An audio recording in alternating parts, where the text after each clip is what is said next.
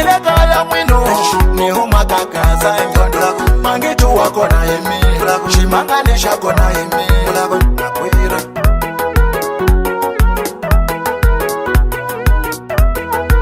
Banana on the beat. mali bona arandile ni buya nalo nale kule nilaba kumikomba mathela ya mali bona dollar ile ni buya nalo nale kule nilaba kumikomba mathela ya mamu bona mashele ilwe ni buya na ye nale kule nilaba kumikomba mathela ya malish ulako chikichi azipachiswa ina maseve aizona zvautama tinyoka zvetsame marandi pirimo kuve lokuniku nokuira tubukadokela lakona ilona laveshini mwino lembelele mkwatengo ulako chikichi mativona tsimbeta valungu iletinga vuya na tona ilava kuspina itona ayimwe pulani ndlela ilava vangena vavanuna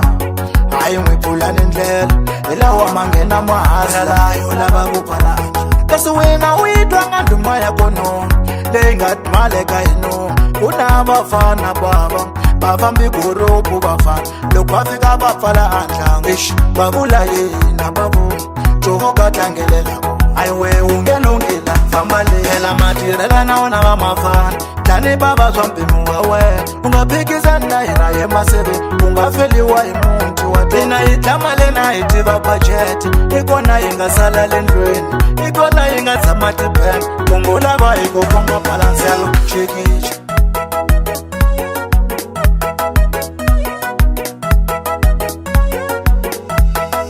unga cini swa ndlale wenu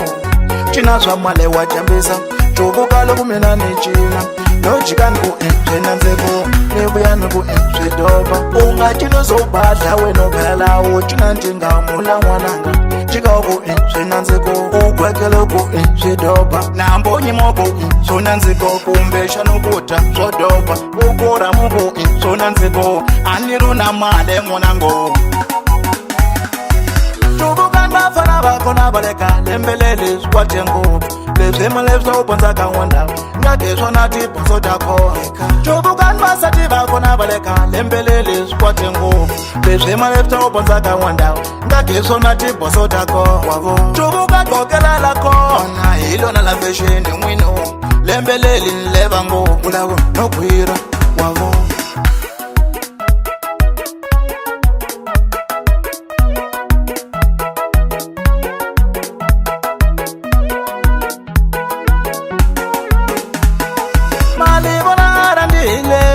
ni vuya nalo nale kule nilava kumikomba mathela ya mali bona dollar ile ni vuya nalo nale kule nilava kumikomba mathela ya mamu bona mashele ilwe ni vuya na ye nale kule nilava kumikomba mathela ya azipachiswa ina maseve aizona zva utshama tinyoka switshame marandi pirimo